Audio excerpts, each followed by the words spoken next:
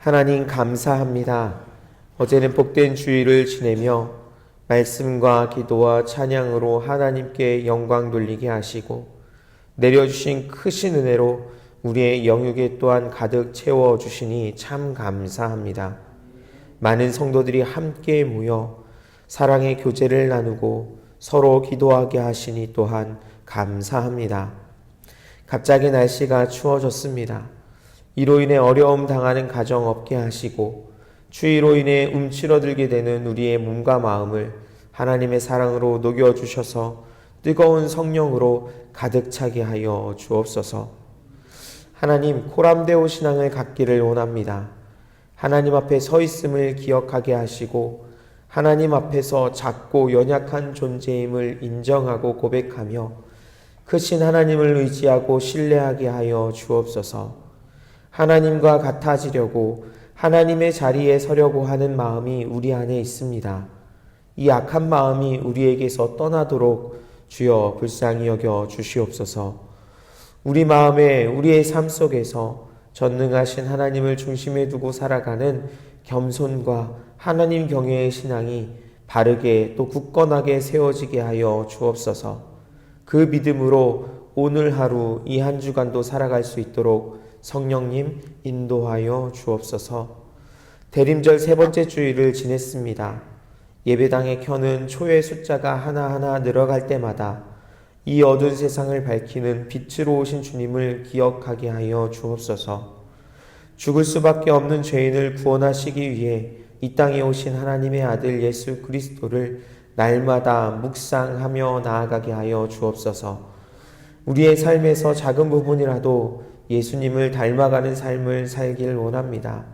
주님께서 그러셨던 것처럼 섬김의 자리가 주어졌을 때 섬길 수 있는 믿음을 주옵소서.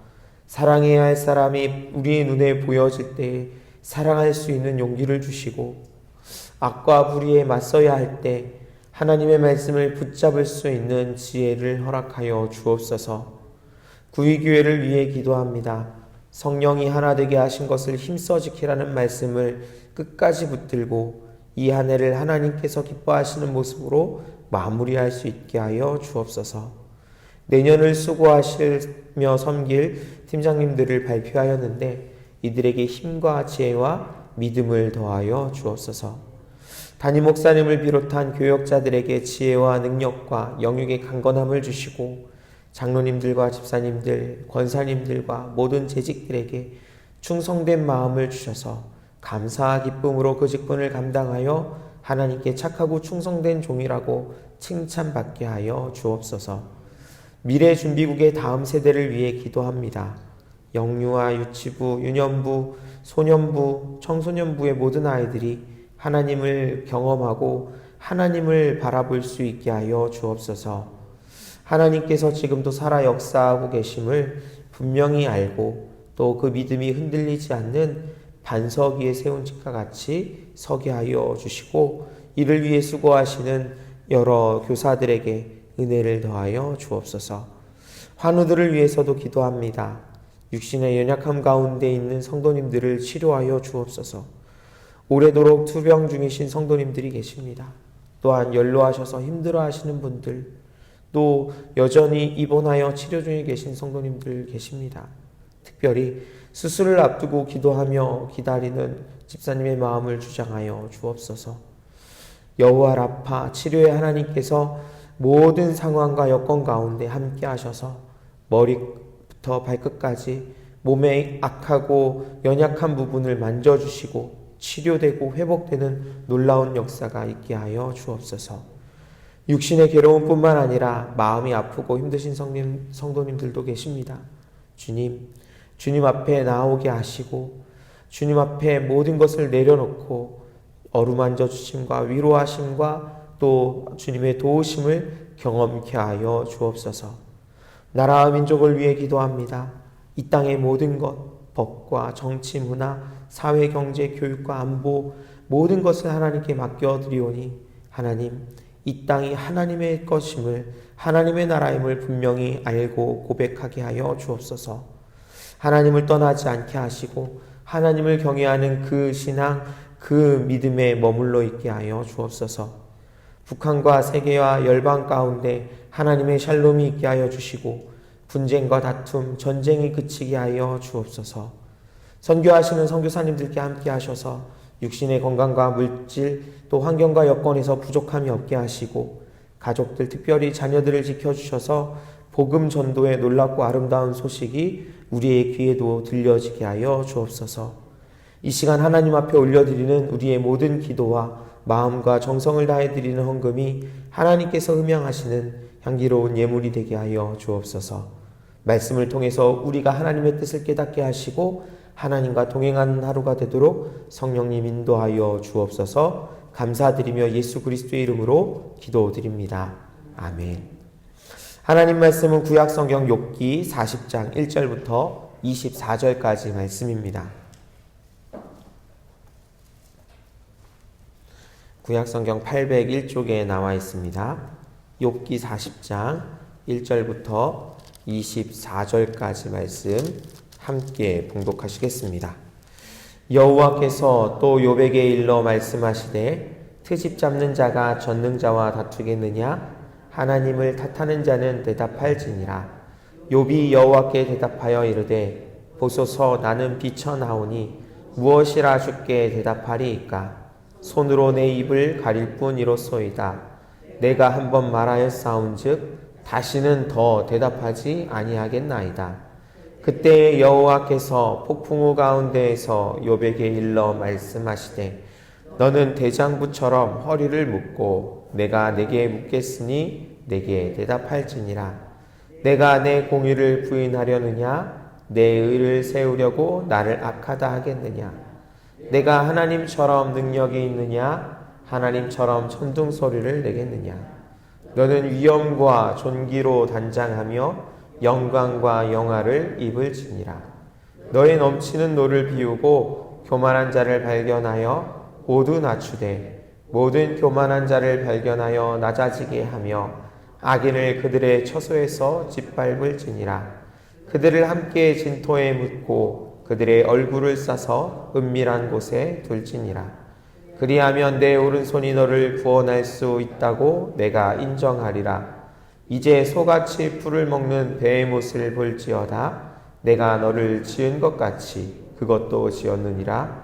그것의 힘은 허리에 있고 그 뚝심은 배의 힘줄에 있고 그것이 꼬리치는 것은 백향목이 흔들리는 것 같고 그 널쩍다리 힘줄은 서로 얽혀 있으며 그 뼈는 녹광 같고 그 뼈대는 쇠막대기 같으니 그것은 하나님이 만드신 것 중에 으뜸이라. 그것을 지으신 이가 자기의 칼을 가져오기를 바라노라. 모든 들짐승들이 뛰노는 산은 그것을 위하여 먹이를 내느니라. 그것이 연잎 아래에나 갈대 그늘에서나 늪속에 엎드리니 연잎 그늘이 덮으며 시인의 포들이 그를 감싸는도다. 강물이 소용돌이 칠지라도 그것이 놀라지 않고 요단 강물이 쏟아져 그 입으로 들어가도 태어나니 그것이 눈을 뜨고 있을 때에 누가 능히 잡을 수 있겠으며 갈고리로 그것의 코를 꿰 수 있겠느냐. 아멘. 하나님께서 오랜 침묵을 깨시고 욥에게 말씀하고 계십니다. 고난과 역경으로 인해 힘들어하며 하나님께 부르짖었던 욥에게 위로하라고 힘을 주시는 말씀을 주신 것이 아니었죠. 욥의 질문에 속 시원하게 대답해 주시는 것이 아니라 오히려 반대로 욥에게 질문하시면서 욥의 대답을 요청하고 계십니다. 본문에서 보시면 이번에도 하나님께서는 욥에게 말씀하십니다. 그러면서 욥에 대해서 트집 잡는 자라고 말씀하시지요. 어떤 사람이 트집을 잡는 사람일까요? 대화를 하다가 나에 대한 이야기에 있을 때 잘 인정하지 않는 모습을 보게 됩니다. 마음에 들지 않습니다. 내가 인정한 내 모습에 대해서 말하는 것에 대해서 인정하는 것이 아니라 상대방이 잘못했다고 상대방이 인정하게 만들려고 합니다. 그렇게 해서 상대방의 태도와 행동을 바꾸려고 하죠. 이게 자꾸 트집을 잡아가는 겁니다. 욥에게서 이런 모습이 보이고 있었다는 것입니다. 너무나 힘든 고난의 상황을 받아들일 수 없어서 하나님을 바꾸려고 하고 하나님에 대해 함부로 말하고 심지어 하나님께 자신에 대해서 잘못된 행동을 하고 계시다는 것을 입증하려는 자세를 보여주고 있다라는 것입니다. 하나님께서 보시기에 욥은 나는 잘못한 것이 없이 억울하게 고난을 당하고 있습니다. 나에게는 이번만은 하나님께서 잘못하셨습니다. 라고 하나님을 탓하고 하나님과 다투면서 하나님을 바꾸려고 했다라는 것입니다. 사랑하는 여러분, 우리가 어렵고 힘든 상황을 경험하게 되면 누구라도 이런 마음과 태도를 그리고 말과 행동을 할 수 있습니다. 우리에게는 하나님을 고치려고 하고 바꾸려고 하는 생각을 갖게 될 때가 종종 있다라는 것입니다. 그런데 여러분, 우리가 하나님을 바꿀 수 있을까요? 하나님의 뜻과 계획을 고치고 수정할 수 있을까요? 그럴 수 없습니다. 우리에게는 그럴 자격도 없고 능력도 없습니다. 우리는 하나님께서 지으신 피조물, 창조물이고 또 하나님은 창조주이시며 또 전능자이시기 때문입니다. 그렇다면 우리는 어떻게 해야 할까요? 하나님을 고치고 바꾸겠다는 생각을 버리고 나 자신을 고치겠다는 생각을 가져야 할 것입니다. 하나님께는 고칠 것이 없습니다. 고치고 변화되어야 하는 것은 바로 나 자신입니다. 하나님의 선하심과 온전하심과 전능하심을 바로 볼 줄 모르는 우리가 고쳐져야 합니다. 하나님께서 곧 우리를 고치시고 그렇게 변화시켜 주십니다. 욥에게 찾아오셔서 하나님을 나타내시고 또 만나주시고 말씀하시는 그 하나님께서 그 하나님 경험과 은혜가 우리 가운데 그리고 지금 힘들고 어려운 상황을 경험하고 있는 우리 모두에게 있기를 원합니다. 하나님의 질문에 욥이 대답합니다. 하나님, 저는 정말 아무것도 아닌 사람입니다. 제가 하나님께 무엇이라고 대답할 수 있겠습니까? 저는 단지 손으로 제 입을 막을 따름입니다. 저는 이미 하나님께 말했으니 더는 말할 필요도 또 말할 수도 없습니다. 그렇게 이야기합니다. 이 모습을 보면 하나님 앞에서 욥은 겸손한 신앙인의 모습으로 돌아가는 것을 보게 됩니다. 자기 자신에 대해서 비천하다고 고백하고 있지요. 자신이 얼마나 가볍고 하찮은 존재인지를 깨닫게 되었다라는 것입니다. 그래서 욥은 자신의 입을 가리며 더는 말할 것이 없고 말할 수 없겠다고 더 이상 하나님 앞에서 입술로 실수하지 않겠노라고 고백하고 있는 것입니다. 여러분, 하나님 앞에 서면 우리는 우리의 나약하고 연약한 모습을 볼 수밖에 없습니다. 나 자신에 대해서 깨닫게 됩니다. 아무리 사람들에게 인정받고 칭송받는 사람이더라도 하나님 앞에 서면 낮아질 수밖에 없는 것이지요. 심지어 욥은 하나님께서도 인정했던 사람입니다. 욥기 1장 8절을 보시면 여호와께서 사탄에게 이르시되 내가 내 종 욥을 주의하여 보았느냐? 그와 같이 온전하고 정직하여 하나님을 경외하며 악에서 떠난 자가 세상에 없느니라 라고 말씀하고 계십니다. 그렇지만 그런 욥이 하나님 앞에 섰을 때 겸손해질 수밖에 없었습니다. 자신이 얼마나 작고 연약한 존재인지를 깨닫게 됐기 때문입니다. 이러한 고백은 우리에게도 반드시 필요합니다. 하나님 앞에 선 나를 발견하게 되고 욥과 같이 고백하게 될 때 바로 그것에서부터 우리 성도는 그리스도인은 전혀 새로운 삶을 살아갈 수 있게 되는 것입니다. 아브라함의 모습을 보십시오. 아브라함은 하나님 앞에서 자신이 티끌과 재와 같다고 고백하고 있습니다. 당시에 족장이었는데요. 족장이라고 하면 결코 비천한 존재가 아닙니다. 지위가 꽤 높습니다. 어쩌면 자신들의 부족 안에서 그 집단 안에서는 왕과 같은 존재였을 것입니다. 그럼에도 불구하고 하나님 앞에서 자신의 비천함을 알고 겸손히 하나님의 말씀에 순종하는 삶을 살았습니다. 떠나라고 하니까 서슴없이 고향과 친척과 아버지의 집을 떠났습니다. 바치라고 하니까 100세에 낳은 아들 이삭조차도 하나님 앞에 번제로 드리려고 하는 그러한 순종의 모습을 보여주었습니다. 이러한 사람이 아브라함뿐이었을까요? 이사야도 그렇습니다. 이사야가 성전에 들어갔다가 하나님의 임재를 경험하는 순간 자신이 얼마나 낮고 비천한 존재인지를 깨닫게 되었습니다. 자신은 망해 죽어야 마땅한 존재라고 고백하며 탄식하는 모습을 볼 수가 있습니다. 베드로도 그랬죠. 예수님을 만나자 나는 죄인입니다라고 엎드려 고백하였고, 바울도 자신의 모든 그러한 스펙들이, 자신을 가리키는 모든 환경과 배경들이 아무 쓸데없는 것이라고 고백하였습니다. 사랑하는 여러분, 우리 인생에 있어서 정말 위대한 발견, 절실한 발견은 하나님 앞에서 나를 발견하는 것입니다. 내가 얼마나 부족하고 연약한 존재인지를 깨닫게 되는 것입니다. 그것을 인정하고 고백하고, 그래서 하나님을 붙잡고 의지하겠노라고 결단하는 것입니다. 다시 하나님께서 폭풍 속에서 욥에게 말씀하십니다. 대장부처럼 허리를 묶고 하나님의 질문에 대답해보라고 말씀하십니다. 정말 나의 판단을 틀렸다고 할 수 있느냐? 정말 내가 틀리고 욥 내가 옳다는 것이냐? 아니면 너에게 하나님과 같은 팔이 있느냐? 너는 하나님처럼 천둥소리를 낼 수 있느냐? 그렇다면 위엄과 높음을 입어보아라. 영광과 명예로 옷을 입어보아라. 그리고 잘난 척하는 자나 거드름 피우는 자의 코를 납작하게 밟아주라고, 교만하고 나쁜 자들을 싸잡아 흙에 쳐박아 보라고 하나님께서 그렇게 말씀하십니다. 이 내용을 정리해 보면 욥에게 할 수 있다면 하나님이 되어보라는 그런 의미의 말씀이기도 합니다.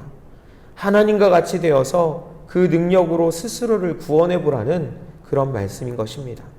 어떤가요? 가능할까요? 불가능한 일이죠.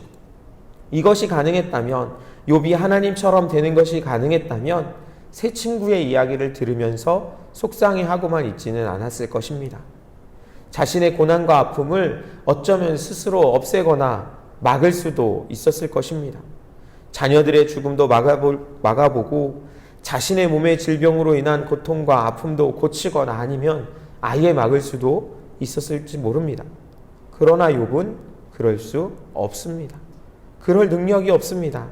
그리고 그것은 욥뿐만 아니라 모든 인간들, 우리 역시 마찬가지입니다. 내 힘으로 할 수 있는 것이 아무것도 없지요. 어제 주신 말씀처럼 모세를 갈대 상자에 담아 나일강에 띄어보낼 때 거기에 역청과 나무진을 바르는 것 말고는 아무것도 할 수 없었던 그 모세의 부모들의 모습처럼 아무것도 할 수 없기에 무기력해질 수 있는 우리의 모습이 바로 여기에 있습니다. 나 자신에 대해서 실망하고 그래서 좌절할 수 있습니다. 세상은 그렇습니다. 내가 할 수 없다라는 것 때문에 엄청난 스트레스를 받게 됩니다. 그러다 보니까 아예 시도조차도 하지 않고, 또 하더라도 쉽게 포기하기도 합니다. 그래, 내가 할 수 있는 게 없어. 내가 해서 뭐해? 아무것도 할 수 없지. 해도 안 될 거야 라고 말입니다.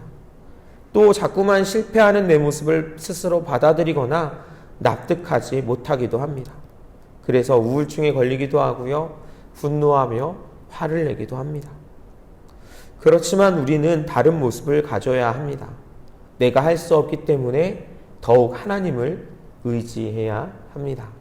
하나님을 신뢰해야 하는 것입니다. 나는 약하지만 하나님은 강하시고, 나는 부족하지만 하나님은 완전하시고, 나는 미련하지만 하나님은 지혜 그 자체이심을 분명하게 믿어야 한다라는 것입니다. 내 인생의 주인은 바로 나라는 생각, 나도 하나님처럼 될 수 있다라는 생각을 조심하십시오. 에덴 동산에서 하와에게 그 마음을 들게 했던 존재가 바로 뱀 속에 있었던 사탄이었습니다. 우리는 하나님처럼 되려고 헛되이 노력할 것이 아니라 전능하신 하나님을 인정하고 고백하고 의지하여 나를 하나님의 뜻에 맞춰 순종하고 변화되기를 위해 힘써야 합니다. 그것을 위해 하나님의 도우심을 바라야 한다라는 것입니다. 하나님을 바꾸기 위해 하나님의 경험을 인정하지 못하고 하나님이 잘못했다라고 원망하며 또 미련한 자처럼 그렇게 트집 잡는 자가 되지 않고 하나님 앞에서 나의 모습을 바꾸어 나갈 수 있어야 한다라는 것입니다. 오늘도 기도하실 때 하나님을 바꾸기 위해서가 아니라 하나님의 뜻에 나의 삶을 맞춰 변화될 수 있기를, 또 하나님처럼 되려는 교만한 마음을 버리고 하나님을 의지하고 신뢰하며 살아가는 우리의 인생이 될 수 있기를 위해서 기도할 수 있기를 바랍니다. 주님께서 가르쳐 주신 기도를 드리신 후에 믿음으로 기도하시다가 자유롭게 돌아가시겠습니다. 하늘에 계신 우리 아버지, 아버지의 이름을 거룩하게 하시며 아버지의 나라가 오게 하시며 아버지의 뜻이 하늘에서와 같이 땅에서도 이루어지게 하소서. 오늘 우리에게 일용할 양식을 주시고 우리가 우리에게 잘못한 사람을 용서하여 준 것 같이 우리 죄를 용서하여 주시고 우리를 시험에 빠지지 않게 하시고 악에서 구하소서. 나라와 권능과 영광이 영원히 아버지의 것입니다. 아멘.